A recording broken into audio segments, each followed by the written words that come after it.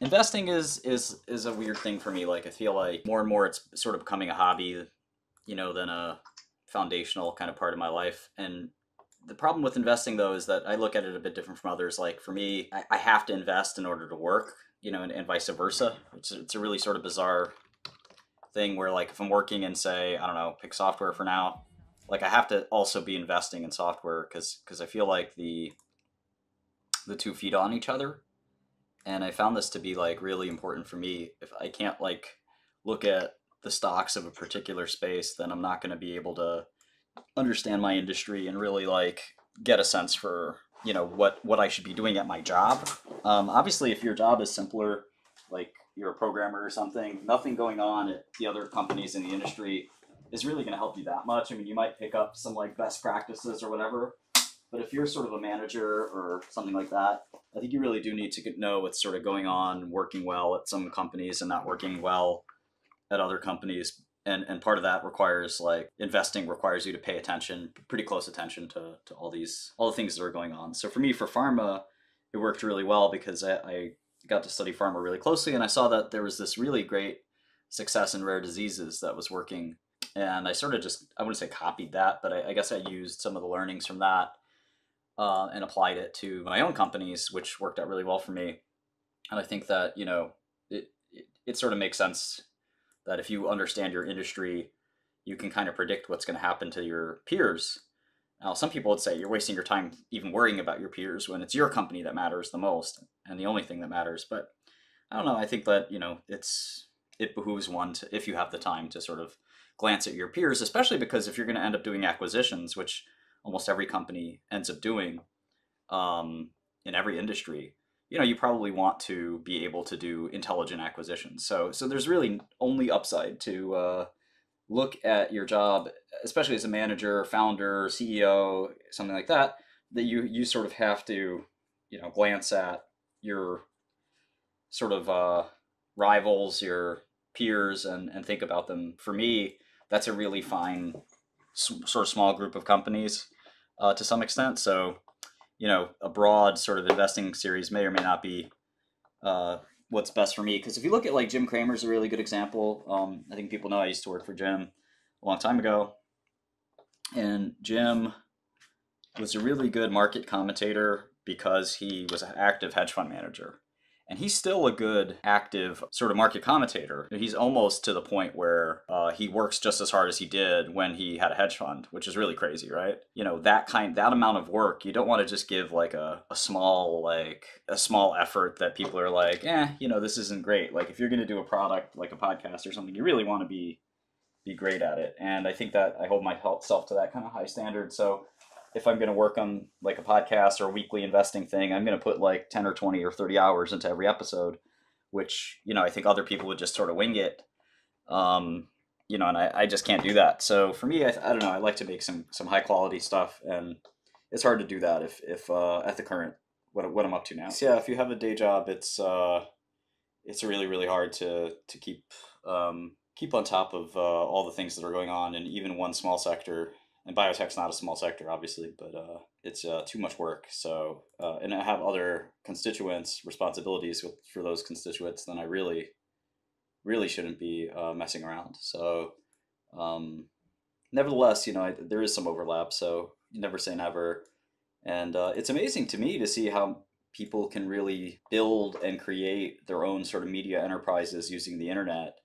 The thoughts cross my mind. Obviously, I think it's pretty limited, right, in terms of like how much can one person actually do and create. Even musicians have a really hard time becoming wealthy. If you look at some of these musicians, a lot of them, like Kanye West, is obviously troubled right now, but he made more money in shoes and clothing than he did in music. And I think that that's often the case, right? Rihanna is similar.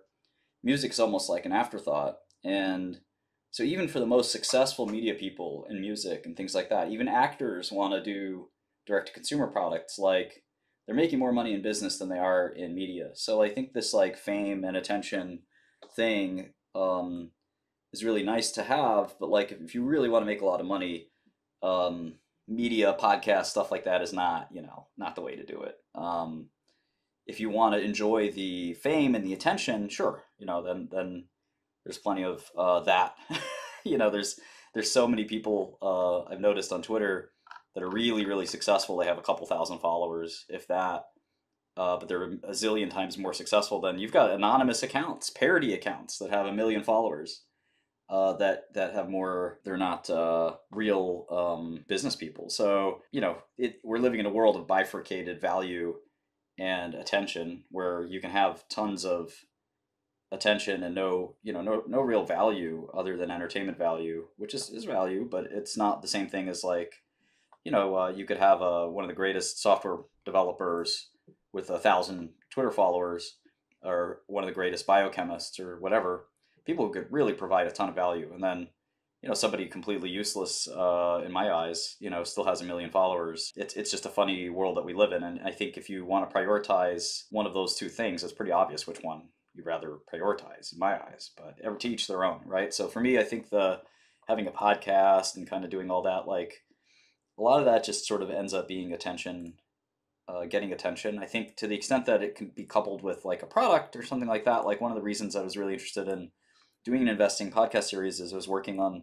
some investing software at the time, and I sort of thought that would dovetail pretty well. And so who knows what the future will hold, but like I think the connecting with an audience is really important in today's world, no matter what you're doing, right? And we've seen that with Elon.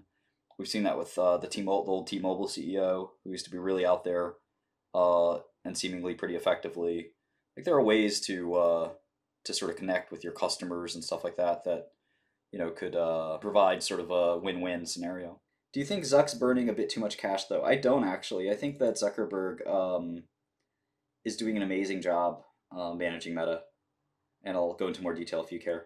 Meta net income, Meta's complicated. We can go into more detail if you want. But basically, I think that strategically, Zuckerberg's doing everything he can to put himself out of business, which is maybe the smartest thing you can do in the position he's in. It's really hard to know where the future's coming from, and to invest $10 billion a year is nothing to try to find the places where, remember, this is a company with over 100 billion in revenue annually, which is extremely high margin. So 10 billion isn't that much, actually. I think he should invest more. People are upset about him investing this much. I think they're crazy. If he can put himself out of business, himself meaning Instagram, the Blue app, WhatsApp, then he should, before somebody else does it to him.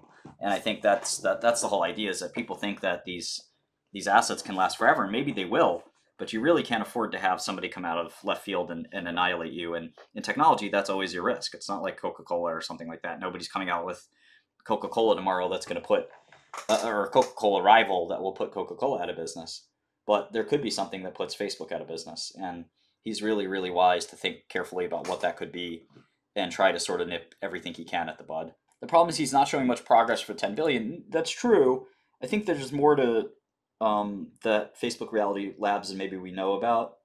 I would agree that Horizon Worlds is probably not as developed as it should be, and I think they probably rolled that out poorly. There should be a desktop version. I think a desktop version is coming out later this year. I feel like I'm a Meta spokesperson right now. But we'll see. Are you going to become a billionaire one day? I would say almost certainly, but that's not the goal. When you're involved in like STEM and stuff like that, it's almost like hard not to become wealthy, I would say. And then when you're like at least hardcore, STEM, and that's your goal if you couple the two.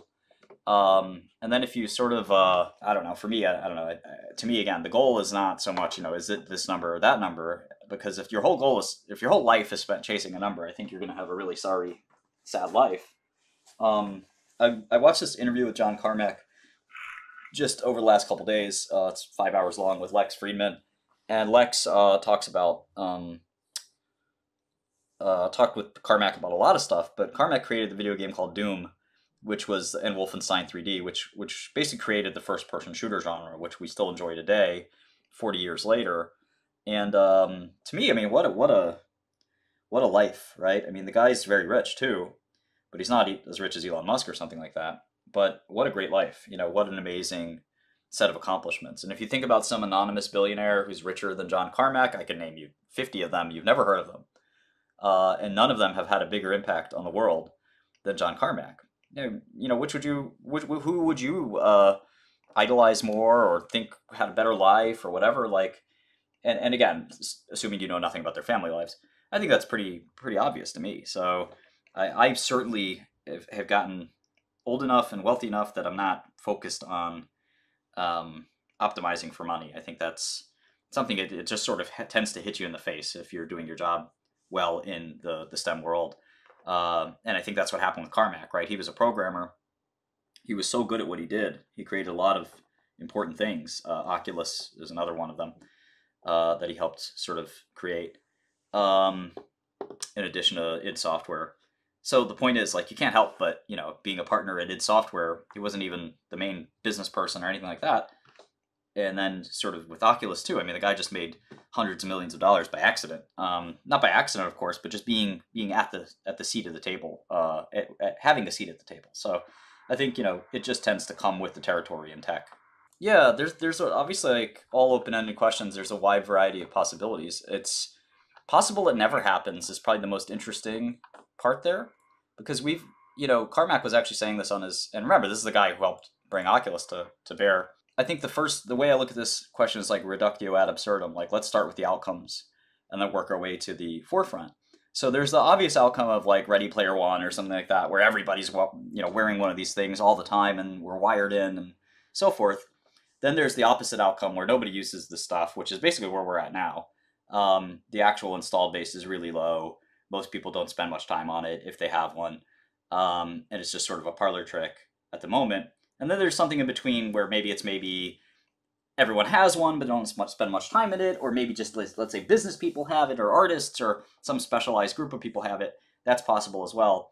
And I think that the fact that two of those scenarios are not that interesting, right? The one that's really interesting is the possibility it never catches on, and that's the thing that would worry any investor or any person working in that space. Is, okay, what if this is just a forever sort of rabbit hole that nobody will ever enjoy? And so far, there's no evidence to prove it'll be the opposite, right? So far, that's what it's been. And it's funny because Carmack said, when Snow Crash came out, we were talking about the metaverse when it came out, right? People were talking about that. It wasn't like, this isn't a new idea. Now, maybe its time has come, maybe its time is perpetually 5 years away, or maybe it's literally just 5 years away, or maybe it's 5 months away. We'll see. I can't tell you for sure. But I do think, like, the software is definitely one of the problems. And if you look at the history of computing, the software drives the hardware. If you have great software, somebody looks over your shoulder and says, wow, I wish I had that at home. Whether it's Microsoft Excel, or at the time, it's Lotus 1-2-3 or whatever, VisiCalc, the first spreadsheet softwares before Excel. People look at that software and say, oh, wow, John has VisiCalc at his company. Why don't we have it to do our accounting? And stuff like that. Software will tend to drive that. And Doom probably sold more PCs and evangelized PCs than any actual productivity software ever did. So I think, like, it is all about the software, and it's really hard to show off VR software, right? It's kind of like something you have to experience and describe. And I think people do a good job of that. Beat Saber is one of those killer apps where that's happened. But you also have a ton of other issues that still need to be solved. Form factor, VR sickness, lots of issues here. So AR is probably better baby step towards VR, but we just don't know for sure. I mean, it's one of these things where the future is always difficult to predict.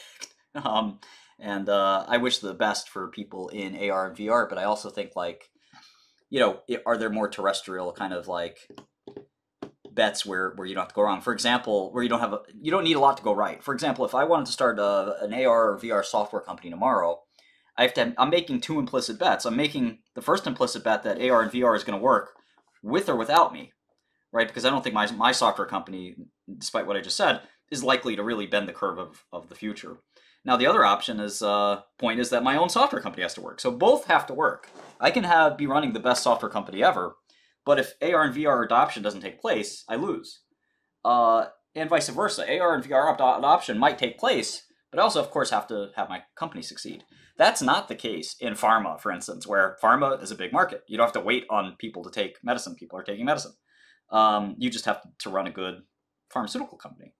The same thing applies in oil. The same thing applies in consumer. The same thing applies in everything. That's not a brand new industry. So I tend not to like investing in brand new industries that are like still not at critical mass and stuff like that. At the same time, of course, you know, you can't be early, so to speak. But if there's a way to have one's cake and eat it too, I try to do something like that. But for me, I think AR and VR is too early. It's too risky. Metaverse software is a bit different, right, in a sense, because ultimately we've been doing metaverse software for 40 years or longer. We just don't think of it like a metaverse, but this is, needless to say, a metaverse. Discord's a metaverse. All this stuff is very metaversey. So I really think that, that is a place that I like. Groups online is something I've been doing since personal computers came out, and I think, it's, whether it's Telnet or IRC or really old protocols like that, or things like this that are cutting edge, and the things coming in the future, people love to get together online, share information, joke, laugh, fall in love, God knows what.